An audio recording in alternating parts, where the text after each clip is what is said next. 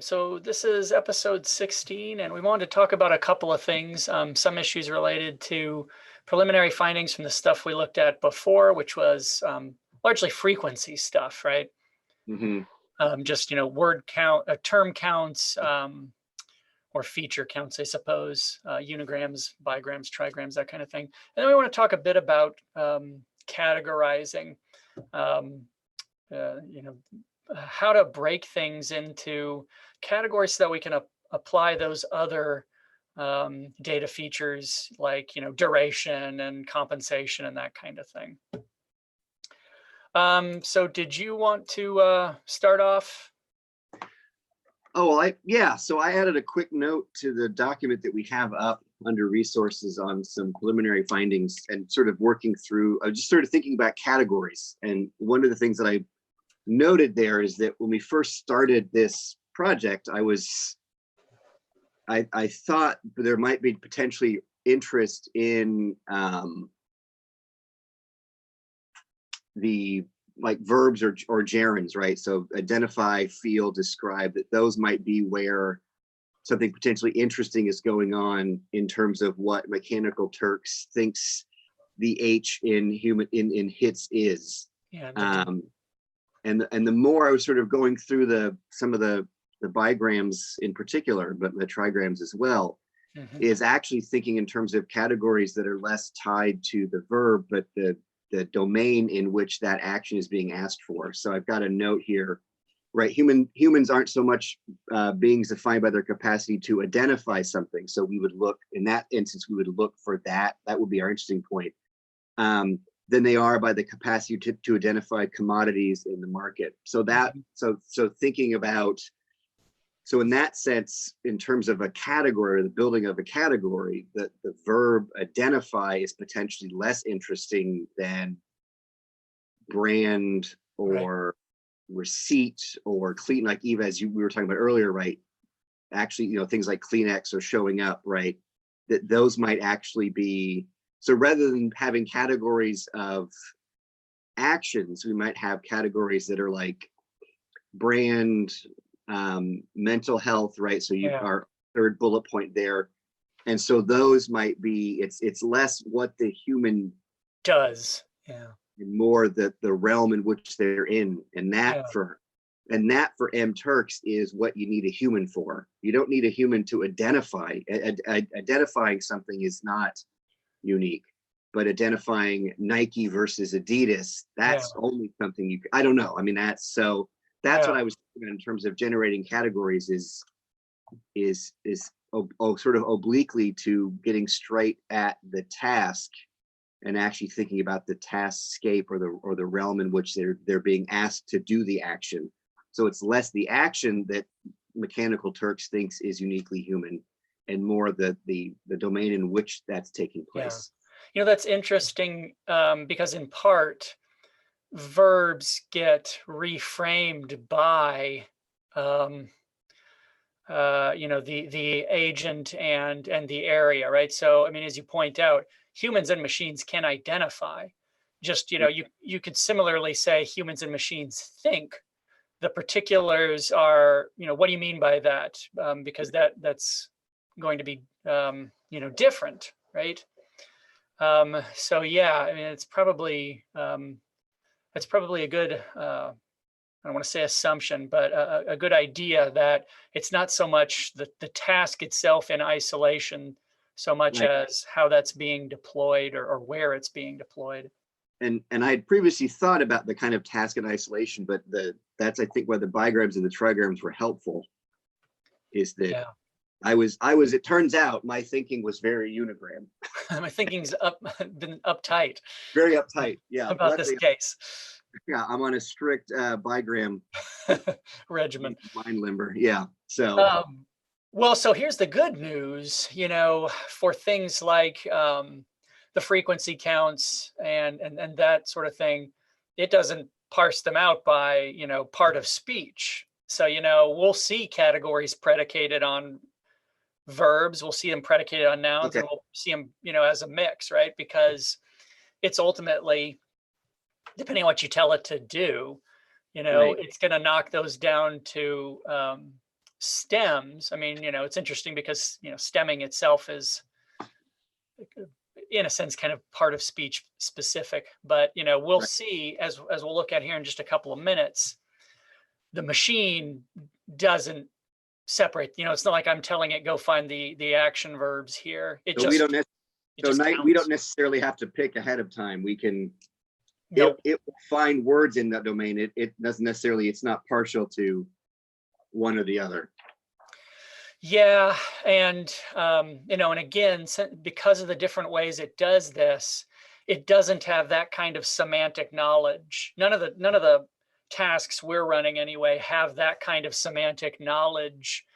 It doesn't have an ontology, so it doesn't know, so to speak, that things are related conceptually. It's largely dealing in things like proximities, probability of things of co-occurrence, right? I mean, we're using Okay. a lot of different metrics, but none of them really have any sort of what we could call semantic knowledge. Right. This is to go back to that Latour essay on the associate, like it's too dumb to dream. It's just, this seems associated with this. Yeah. And And that's those what it does. associations are, mathematically predicated on things like proximity and, Yeah. yeah. Sorry, I'm getting a note. Um, okay, Yeah, so that was just something that occurred to me going through the sort of, or when I started going in, I just sort of went in random, and then I started to think about jumping between the unigrams, bigrams, and trigrams, and that kind of jumped out at me as potentially a way to get at this. And I think it's also a way of keeping close the conversation we had with Casey about cultural techniques, and the idea that what we're looking at might be a particular instance of it, and seeing the ways in which a lot of the other versions of this, like Fiverr and maybe even things like Uber and Lyft, are designed around particular labor practices. And so that sort of, so I think there's a way in which thinking of it that way is a useful approach to thinking about categories for actually parsing what we've collected. But I also think it keeps us close to the kind of theoretical apparatus that we're exploring as well. Yeah. I was just thinking about, as you were saying that, kind of theoretically, if there's work that's more invested in, domains of competence, right? So, I mean, the sort of Platonic narrative is our, well, I mean, a particular version of a Platonic narrative of attenuation is, humans have a kind of essential thing, and technology increasingly impinges upon the things we do, if that's Yeah. memorizing, talking, whatever. But, I wonder if there's research that views it from more of a lens of domains of competence, right? So we I think share certain tasks, just as we share tasks with things like animals and, natural features, right? Rivers push, animals push, we push, right. but sort of zones of or domains of competence, Yeah. the areas, in which humans inhabit or whatever. Which would be a much more, I mean, I think our one of the first things we did many years ago, right, looking at the distributed cognition stuff, it echoes that as well, right? That it's not the skin bag, it's that skin bag in relationship to particular kinds of environments that make certain kinds of cognition possible. Yeah. So I was just taking a note about that. Things we do. Yeah, interesting. That is an interesting pivot, right? Not the things Yeah. we do, but the areas in which we are doing things. Yeah. Yeah. Yeah. Yeah, so that's certainly something to examine. And that might segue to this discussion of kind of categorization. Yeah. Because we can certainly see, and it does kind of raise the question, we don't have this resolved yet, but how we might structure this paper. Is it going to have, a section where we just look at frequency counts and say, well, here's what's going on. Here are some narratives that you can pull out there. Now here's a section on categorizing where we, put things into categories so that we can apply meta variables, because, we're probably wouldn't do that in the frequency counts. You can't really then apply Well, so here's the average duration of, the average expected duration of that kind of thing or whatever. So So anywho, just to confirm for myself, part of the reason for the necessity for categories is that having categories then opens up further operations that we can do. yeah, so let me share this really quickly. Yep. So, if you think of it like the frequency stuff is just this, right? It's just the textual information. So before we can bring things like reward and even questions of availability, percentage, duration, right? The expected duration in seconds. We need some way to just put these posts together, right? So if you want an average duration of this kind of category, you need some way to categorize those, Right. Okay. right? Okay. You see what I'm saying? So the Yeah. interesting thing is, and we can get into, this is the way in, I guess. So, we can run different operations to do precisely that. It treats each of these rows as, essentially a document. That's its terminology. And it can group these together in a lot of different ways, as we'll see. We're going to run through a few different methods. They all give you kind of different results. Well, in some cases, strikingly different results. And again, it's not like there's no there's not like an easy answer to, so what's the right one? But I mean, that's not Right. what we're seeking anyway. No. But that said, I think it's theoretically infinite. How many permutations? Yes, it is. How many permutations of this you could do? So it's not as though we can do them all and then say, well, here's a scatter of everything. That's not Right. feasible. We can't do a full like compare and No. contrast across these. A full what? A full compare and contrast. No, there is no full workup. That's Right. mythological. Yeah.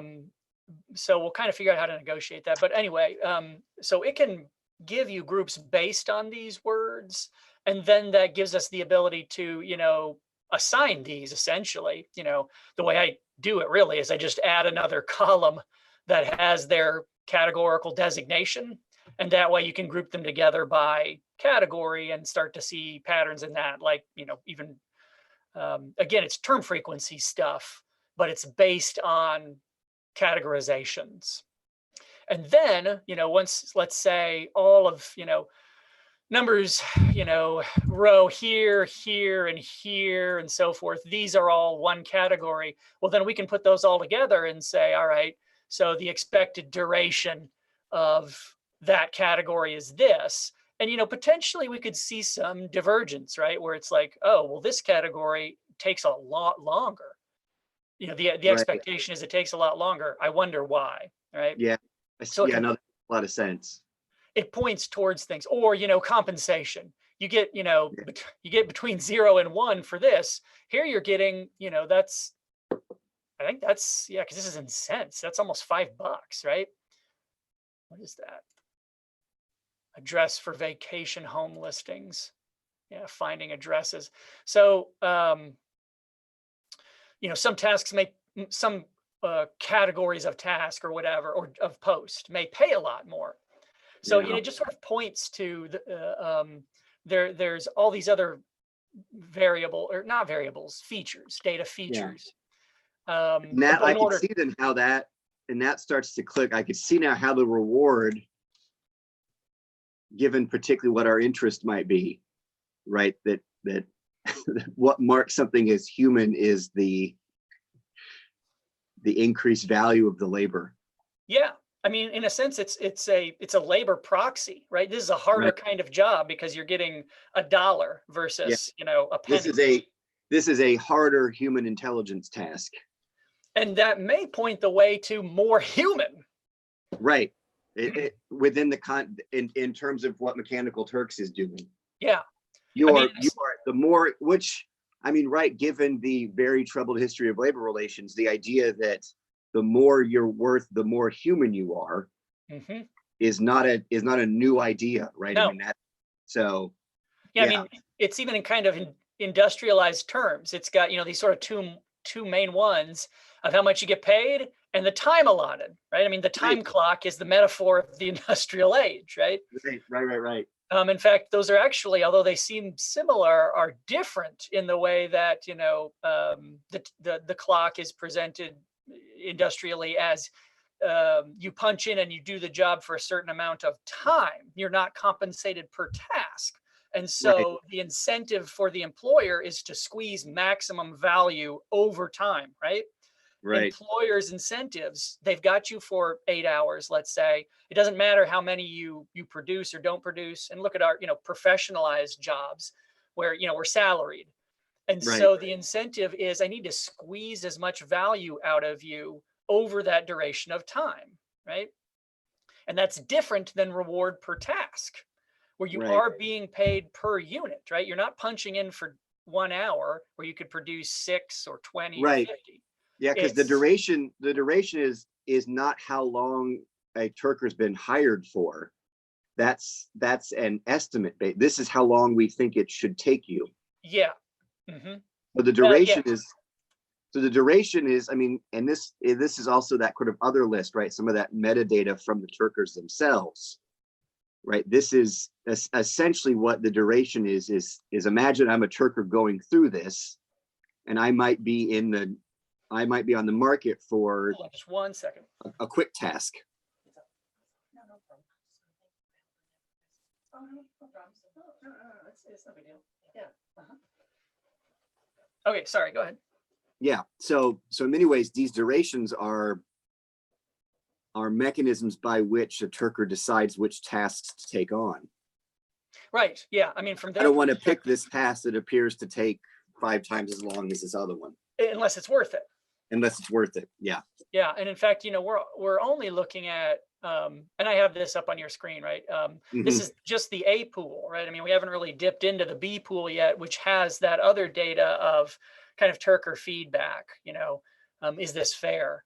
This A pool, this is all still just raw Amazon data. It's not third-party Turker data, and some of it may be more or less useful. But anyway, in order to bring that to bear, we need to be able to group job posts together.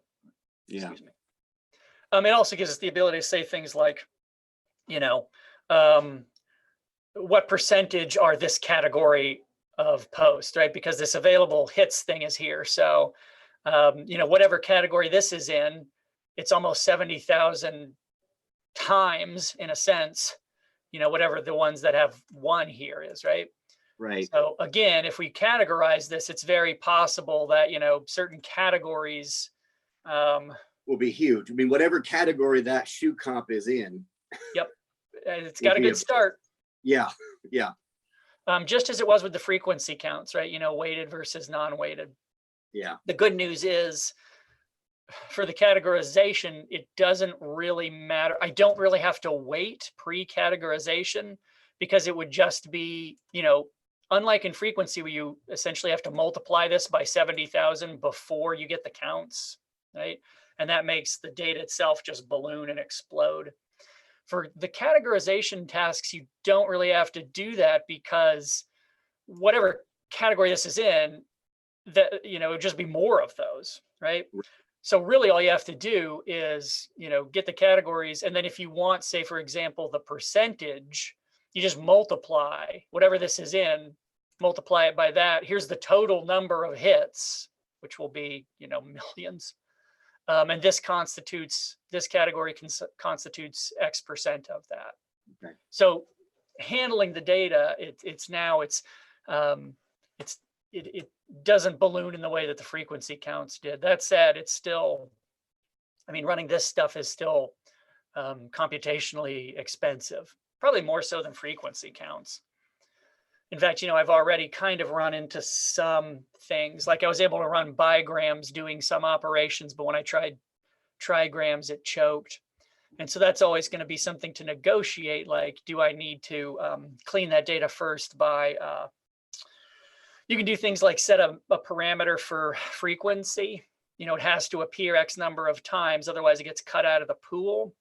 Okay. And that makes it computationally cheaper just because it's not dealing with as much stuff. Right. and you're generally not losing much because it just wouldn't have showed up frequently enough to make a difference. Right. So you're not getting anything, but you're still making the computer run it. Yeah, it allows it to run probably without losing anything significant, just because you kind of have to think of it as a computer. It now doesn't have to deal with some of the data, and that data wouldn't have mattered, but it doesn't know that. So it has to take Right. every term. Anywho, so those are just things to negotiate. But what I want to do is, let me share this. Let's Okay. make this practical a little bit. Do it. I'm excited. So so here's R. And just in prep, I went ahead and loaded some data. You can kind of see it over here. And what I did here is I'm using a method of hierarchical clustering. Let me pull something up here. Well, I know it's here somewhere. There it is. So as I mentioned, there's lots of ways to categorize, and we haven't really talked about that. Kind of the two main ones that we're going to be dealing with are going to be clustering and then topic models. And we've talked about this briefly before, right? Where clustering uses different statistical measures to more or less put things into groups, treating them as kind of autonomous units. So this isn't always the case, because you can do kind of soft clustering, but it's more the conceit of clustering that I've got all these documents, right? In our case, those are the posts, right? The rows. And I want to put them into groups that shouldn't overlap, right? You shouldn't be a participant in multiple groups, because this is sort of like if I had the chapters of 5 books and I accidentally dropped them on the floor. I want to put each page with each book. It's not like this page is going to go both in Alice in Wonderland, and White Noise or whatever. Right. Right. So clustering, this isn't exactly the case. And also, I don't know everything about this. I'm also a novice. But it's more the case that these are getting put into these kind of discrete groups through mathematical measures. Topic models, as we mentioned before, tends to view documents. The conceit is every document is a mixture of topics, and every topic is a mixture of terms. So if you have a political speech, there's going to be a lot of topics animating that, right? Here I'm talking about the economy, and here war and whatever, right? Right. And we kind of discussed, in these documents, because they're short, they're tweet length-ish, it's not certain that they would be talking about a lot of different topics, but it's not certain they would or wouldn't. Right. And the good news is, we can apply topic models and clusters and see. But anywho, so those are the big categories of things: clusters and topic models. Now, underneath those, there are lots of ways to form clusters. We're going to be doing a few, like hierarchical. That's what I'm going to be taking a look at. And then there's, k-means. That's another one we're going to be using. Those are both popular. And then spherical k-means, which is, it's just a different way of doing k-means. They're not identical, but they're similar. Those are probably the ones I'm going to be looking at. And then on the topic model side, there's LDA, latent derelict allocation, and structured topic models. Again, these are both sort of popular forms of that. Now, each one of those has within it a lot of different variables. So for, hierarchical clustering, there are lots of algorithms that find different answers. What a hierarchical cluster does, as you can probably imagine, is it, builds essentially a tree, right? A dendrogram, where, and I could do one of those, although it might take a bit. It builds a tree of sort of like, this is within this category, but this is its own category. And the interesting thing about hierarchical clustering is you don't have to tell it, here's how many groups I want. So if you tell it, here's the stuff, you give me the full breakdown, it'll do that for you. In fact, let me see. Whereas with some category, like, cluster, I think it's what, there's one where you actually have to tell it Basically five, all the others. and it'll just make it 5 no matter. Yep. Yeah. Okay. So that is K, right? The number of things you want is K.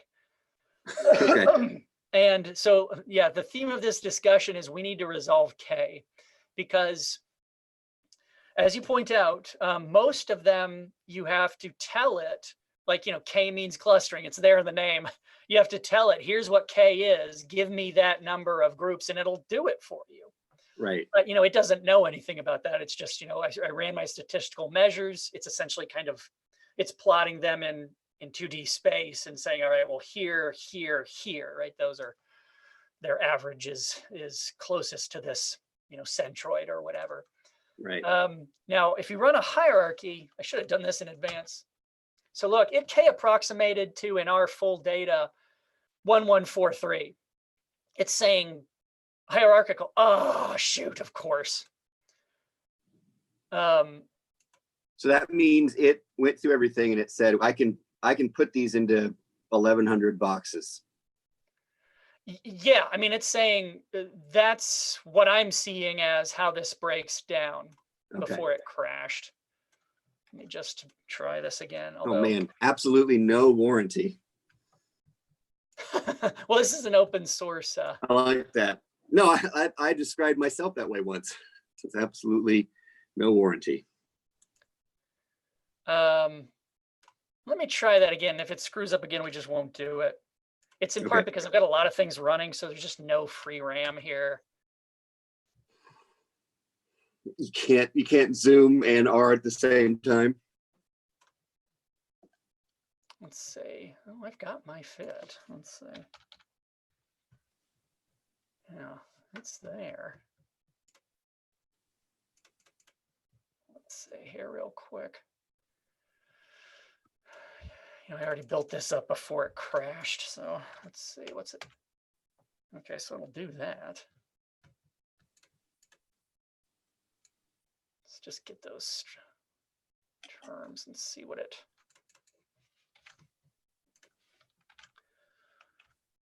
No, we've got that.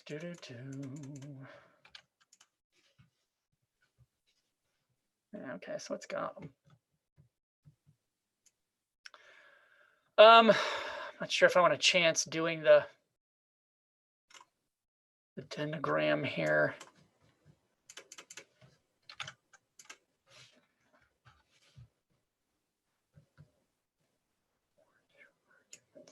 Yeah, I'm not going to do this anyway.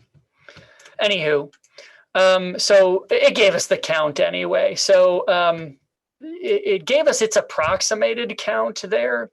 But, for example, what did I just run that? You can tell it K. Yeah, so I told it 6, right? So you can set it to, and the reason why I'm using this method is because it allows you to do it rapidly. It's not, well, I mean, it's not bad. It just lets you change K rapidly. So if we set that as 6, for example, instead of the, the 1100 it wanted, stuck on that. You can see here the frequent terms if you tell it 6, right? Mm-hmm. So it's got this, which is these kind of unusual ones, although it's grouped with with survey. It's got compensation hit, Hurricane Harvey, extract shopping receipt, item, upload website. So that's if we tell it 6. So let's tell it, let's double that.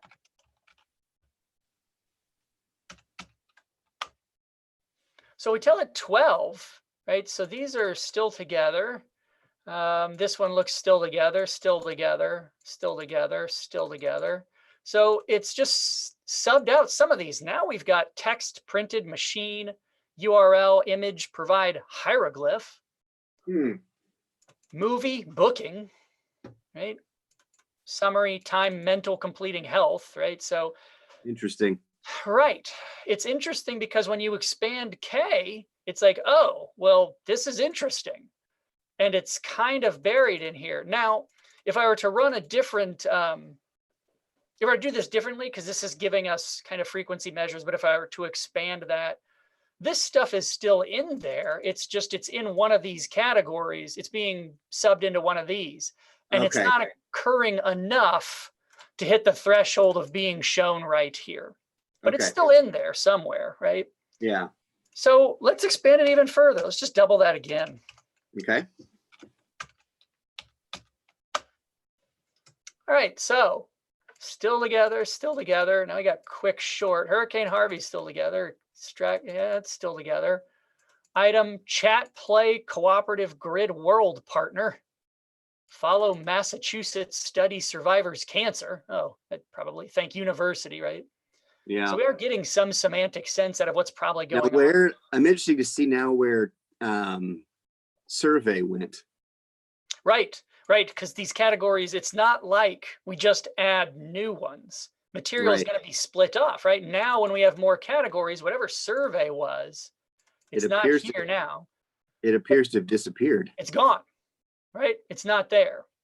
So we've Wild. got some new interesting ones. Some things have waned. And again, this is partly because of the method we're using here. It's not Sure. like surveys not there. It's just Yeah. possibly it's subsetted in one of these, or it's distributed, right? But but that is as itself interesting that it's there, but it's not met some threshold, and that threshold might be important for us. And so here's the thing. It's like, all right, so we want to put these into categories so that we can run those measures, right? Duration, reward.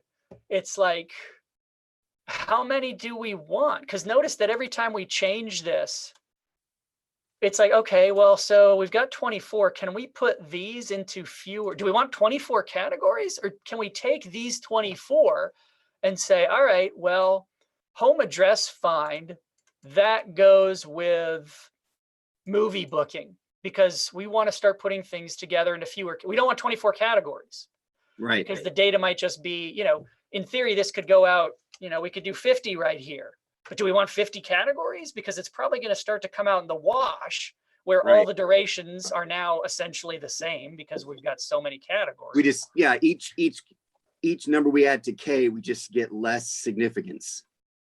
Yeah, and there are things you can do, this approximated 1100 categories. You can do when you're doing k-means clustering, which I can't go through here because it would take too long. You can do things like, the elbow method where it plots out, we've talked about this, but it kind of shows you a slope.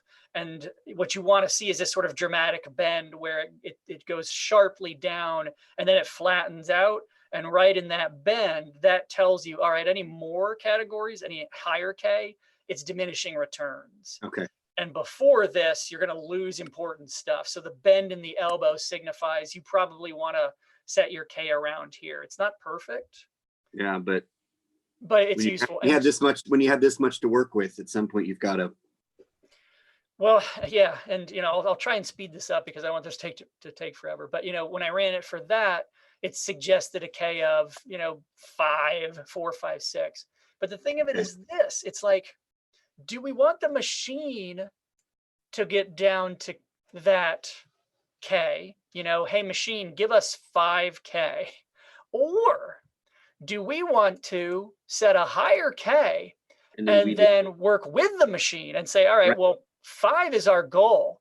But if I tell it, or 6 in this case, but if I tell it to give me 6, I'm not sure those are the categories that are best. So why don't you give me 30 of them and we'll put them together until we get to 6, right? And we'll do the last, and then we'll do the last mile. That's the thing I was running into is there is a notion of we want a target K, but I don't know if we want this to spit out what that is. It might be better if it spits out a higher K and we get it down to that target. Yeah. So what I was thinking is there may be a couple of options here without this the labor of this getting exponentially higher and higher, because every time, as I mentioned, it's like I used a particular algorithm here. There are other algorithms I could choose. And if I'm doing unigrams, bigrams, trigrams, which you can do with this, and you get weirder data, Yeah. it just starts to spin off into infinity. And so I was looking at this, I'm like, oh, it's not a big deal. I'll just run it with this K and this K and this K. And I'm like, wait, but I have to do that for every type of clustering, every Right. type of algorithm. It's like, I have to draw a circle. Yeah. So one You thing I can was start to thinking, see, by the way, why people use mechanical Turks. yes, well, good segue. So my thinking here was, at first I was thinking maybe let's just pick 3 levels of K. We want a small, a mid, and a large. So something like 5, 25, 50. Although I changed this later because I was like, oh crap, I'm gonna lose my mind. But that was my thinking. And then potentially we do different operations. So it's the same battery of operations essentially, right? Where I pick, all right, we'll do hierarchical clustering, we'll do k-means clustering, we'll, all of this at the k of 5. We'll do spherical k-means clustering, we'll do LDA topic models, we'll do STM topic models. And then within that, we'll pick the same sort of, I'll use these particular algorithms. There'll be a set bank, so there won't be variability there, okay? Okay. And then say we do that with 5 and we say, all right, this is what we get back if we just have a K of 5, let the machine handle it in all these different operations. That'd be one band. Then we have a different band where we do something like 25-ish K. And then perhaps for that one, either you and I go through then the last mile stuff of we'll fold that down to 5, right? So we do have the same target in mind, but we're doing that labor of folding the more categories here down to 5. Or even beyond that, kind of embracing what we're doing with this project. Should it be you and I doing this, or should it be other people doing this, right? So for example, if we have, as we do here, 24 of them, you and I might put this into 5 categories or whatever, or we might do it differently and say, instead of having a set, 5, let's just put these together until we feel these are a manageable number of coherent categories or whatever. Right. What if we gave this to, a class of grad students and said, get these down. These are word descriptions, and these aren't stemmed, which does change your data. These are word descriptions of categories. We want you to put these into 5 broader categories. That's all we're telling you, right? Yeah. What would they come up with? Either individually, right? Have every person do it individually, then we'd have to do a complicated kind of reconciliation of that. Or, here's 20 people, hash it out, right? Or some, what I mean? So, that's an option there as well. So I was thinking, it's like, do we have 3 levels of K where it's like, the high one is you and me doing it because that's easier to ask 2 people to do than 20 people to take 50 categories. Right. The variance there would probably be bonkers. I was trying to think what would be feasible for a group of people to do without being annoying, So like, do we have a low, mid, high? Low, machine does it all. Mid, broader group of not us, not people who are working with this data. High K, you and me, who are, at least in theory, more expert on this. Ich bin ein expert. So that's what I was thinking. The caveat there is for some of these operations, running a high cluster, because for some of these, it's not quite as easy as just putting in some lines of code. There's some back end stuff that a better user of R could make it go quicker. Would not potentially be as labor intensive if they were more intelligent. Yes, less ignorant, more expert on doing this. But so I was coming to you to essentially today to kind of propose that as a thing to do is set some levels of K so that that's not a variable that goes way up and down where it's like, well, let's just try a whole bunch of Ks, because every time if we're doing, multiple clustering means and potentially multiple algorithms inside of those clusters and then multiple topic, it's like each K attempt is a whole, that's, it's like a week of work. Right. So that one, I don't think I can cycle up and down super easily. It's like, let's set a value of K. And I think what we might want to do is set, maybe, do them like in multiple, like, maybe like 5, 25, maybe 50. Although what I want to do is start with the lowest and have just the machine spit it out, right? Because that'll give me some understanding of here's how long this is going to take to do. Right. And then we can think, all right, well, then do we want to go up to maybe just a multiple of this, like 20? And then what we do is have you and me knock that down to a lower number, and then just have a broader group do 20 as well, and not tell them, here's what our categories are or whatever. Right. You know what I mean? There's different options here. And, it's kind of unusual because I was thinking of it. It's like, if we did that, is the question then what they're doing just vetting what we did? Because it's not the sort of thing that Scott Graham was talking about, where it's like, we're going to train you, here's how they should be categorized, and then we're going to turn you loose on the data, right? That's not what we're doing. And in fact, if we were to train them, we'd essentially be kind of seeing the data we want. So for example, it's like, if we took these 24 and grouped them together into 5, and then we trained a group and said, all right, so what we want is to group things by, ones that are emotional, those should be a category. Ones that involve shopping. It's like, well, then of course they're going to give us what we want to see. It's like saying, what I want you to do is put them in these categories, and then they do it. That's not vetting. They're just doing what we're telling them to do. Right. So it's almost like you can't tamper with it. It's like, you could say, hey, we want 5 categories out of this group of 20 or whatever. Do it however you want to do it. Yeah. You know what I mean? Yeah. And again, No, and that does seem in line with how a lot of these hits seem to work too. I mean, you put it up there, and then Turkers work their way through it, and then somebody makes it. But so anywho, and it's kind of why I'm torqued up. It's because as I've been working with this kind of clustering stuff, as always is the case, it's like, it opens up all these considerations you don't think of, where it's like, oh, okay, we want about 5, 6 categories. Let me just tell the machine to spit it out. And it's like, yeah, but yeah. So what I think I should do, and what kind of my plan is to set, a K of like 5, which, as I mentioned, isn't completely arbitrary, because that was what popped out in the elbow when I did k-means clustering, which again, this is hierarchical. I can't run through k-means right now because it takes a while to process. So it's not like I'm just picking 5 sounds good. There is some evidence to do that. So I'll run through that with hierarchical, k-means, spherical k-means, LDA, STM, and we'll see, okay, this is what pops out. And probably, because again, I mean, it's like, even that, it's not just 5, because it's like, well, do I want a stem versus no stem? This stuff wasn't stemmed.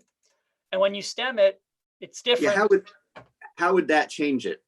Well, so for example, if it's counting printed and prints differently, which it is, right, suddenly, it's going to categorize things different, because it doesn't know those are related, Right. Yeah. The machine sees those as complete. That might as well be printed and cat. It doesn't know print and prints are related unless you stem beforehand, in which case they both fold down to print or whatever. Right.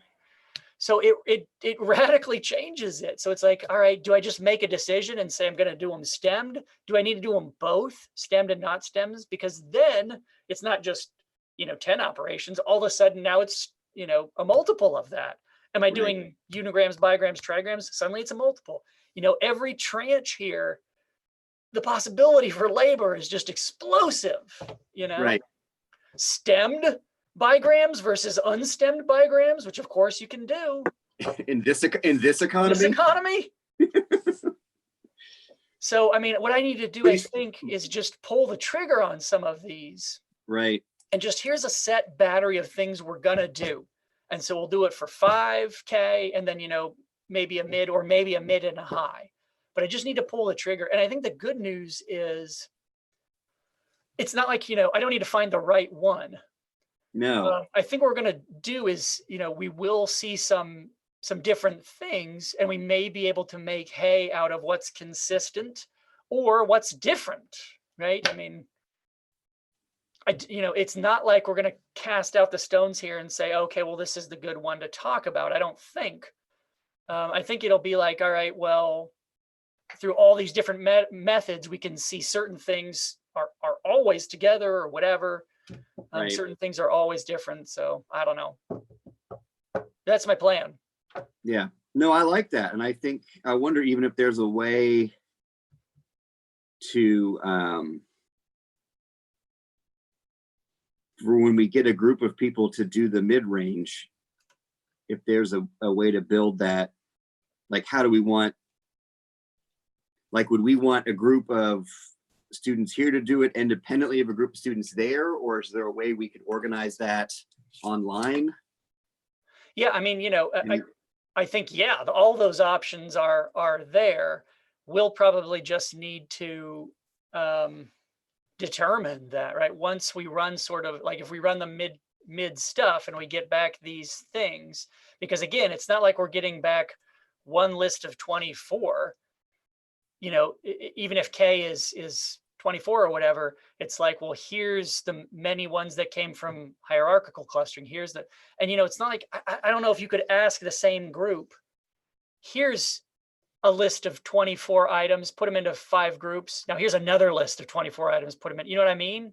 Right. It's like, do we need to, for that task, just reconcile a list and say multiple groups, here's the same list, put them into 5, you know what I mean? Yeah. Because it'd be weird to say, all right, here's 20 lists of categories, break each list into 5.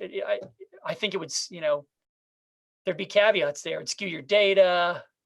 They'd get bored. I mean, Right. I think we can do whatever we want. We just have to think about, what do we want to do here? Right. None of this is as easy as we've got the information, let's magically push a button and it'll answer it for us, Right. which is, kind of the thing of our project. Yeah, Humans and the machines must work together here. They are each other. Yeah. Yeah, it gets really hard to parse the difference. Yeah. And we are collaborating. And do we want a class of students to do it? Do we want to put out some kind of call, or have the publisher? What's that? Yeah, I mean, we also don't necessarily have to rely on, anybody watching right now should volunteer their time. Yeah, but that may be a later conversation, because what I'll need to do first is even get that information. So I just sort of wanted to trot out what my sort of plan was. Yeah, and I like that plan is kind of a set of mini experiments along the way. Yeah. So it's not just like we need some people to do this. That having them do it is itself part of what we're interested in. Yeah. And, I mean, it fits our exploratory model. If we were looking for a particular thing or trying to make some kind of prediction, I think you'd probably, there'd be a little bit more of an onus to defend. All right, well, this is the appropriate operation and why. Right. I don't think that's what we're shooting for. We're working in an exploratory way. But that said, we can't do everything. No, so we still got for the rest of your life.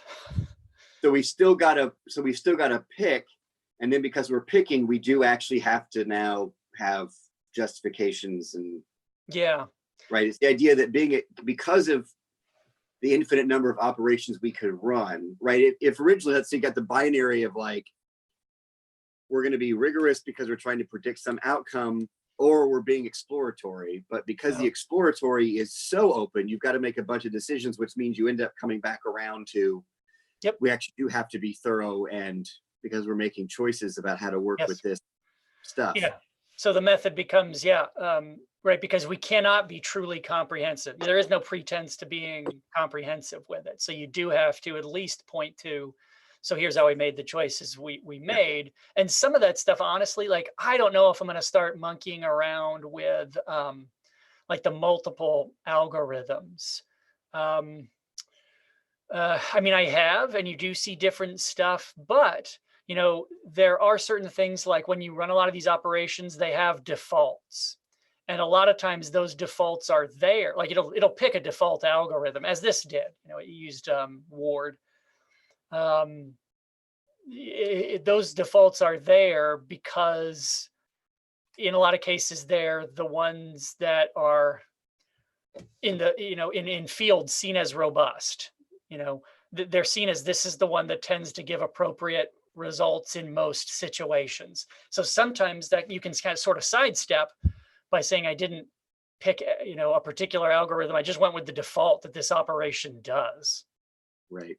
you know, and here's why it has that default ostensibly. If I know that, in many cases I don't. So anywho, But I like this approach because it gives us different, I don't know, scales and types of yeah, stuff to do. yeah. I mean, it'd even be one thing to say, all right, well, let's just set our K at 5 and then just do all these different things and then wash our hands, right? That'd be Yeah. one thing. And it's still an option. It is something we still could do.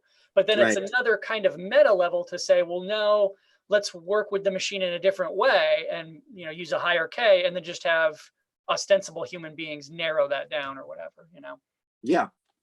Which is interesting because I think what it potentially does for us now and down the road is generate some potentially useful complications that we can then think through. Yeah. I mean, and there's even another level, which I don't think we can do for this one, which would be precisely, you know, let's spit out a higher K and then post a mechanical Turk job post Yeah. asking Turkers, hey, here's 20 you know, 20 groups of words, boil that down to 5 or whatever, you know, group those together in under 5 category heads, Yeah. which even sidesteps, although we could do it at the same time, you know, give every one of those subcategory or those larger categories a name. Yeah. It's one thing to group them together. It's another thing to say, well, here's what's going. This is the emotional category. This is the Right. shopping category. You know what I mean? Yeah. Of course, what we'd also be interested in is we would have to compensate them for that. But the first stage where we have a bunch of students do it, we have to buy them lunch or something, Yeah. or pay them like Turkers. Yeah, that's an interesting question because I mean, you know, there's a long history of Psych 101, just go take this survey. I mean, Yeah, we and give them in extra fact, credit. yeah, it's just part of the course. I mean, in fact, you know, that's sort of part of the conversation in the social sciences and its use of Mechanical Turk is, you know, the difference between asking your Psych 101 and just posting a John.M Turk where they want to get through it as fast as they can, because that's how you get your nickel, right? Yeah. That's part of that or, you know, field conversation about what's the difference in terms of data return you're getting there. I mean, a Psych 101 student may not care either, you know? Right. The idea that if you go to Mechanical Turk, you're going to get useless results because they don't care. Yeah, it's worse Like, data. yeah. Have you met, I'm assuming, 200 students in an intro psych class? Who are doing it at the same time as they're on their phone. These Yeah. kids nowadays, as though we're not doing Although it. there's that still, I was just rereading it for this class I'm teaching. One of the Latour's got an essay about he's basically sort of how to talk about the body, and he's doing this thing where he's sort of collapsing primary versus secondary qualities, and he talks about how, you know, that one of the ways that you do this, right, is that you give the thing you're studying, you give it opportunities to resist you so that you learn something about it. And he points out that actually the social sciences sometimes have a harder job of this because humans are actually better at behaving like static objects than the things that scientists study. Because there's lots of evidence that suggests that when people take surveys, they're very, the instinct is to be helpful. And so Mm. they behave the way they think that the study wants them to behave. Hmm. So weirdly enough, one of the things that maybe marks the difference between the hard sciences and the social sciences is that humans are better at behaving like static objects. And so they don't generate as much resistance. And so it's actually harder to learn about them, because when they fill out the survey, they're imagining how the person who generated the survey wants them to respond. So it's why in social psychology, there's so much deception involved in the study, because they're trying to trick the person filling out the survey into not behaving the way that they think they should behave. I might want to read that, because to me that doesn't seem static. It seems like they're crafting a response, right? I mean, wouldn't a static object not care, not want to be Well, and helpful? that's well, static in the sense that they don't, from the tour standpoint, that when you're trying to study genes, right, the gene never quite behaves the way you want. It keeps moving as you study it. Okay. And so that makes it harder to study. And for Latour, that means you're getting a more robust account, because the thing you're studying, you keep giving it chances to defy your expectations. That's okay. So it's And interesting. when you're studying humans, the human you're studying doesn't want to defy your expectations. And so it's, in that sense, harder. You have to, basically, when a psychologist does a study, they've got to work really hard to get the human taking the study to resist, because the human taking the study typically wants to behave. They want to help out, right? Yeah. I'm taking your survey.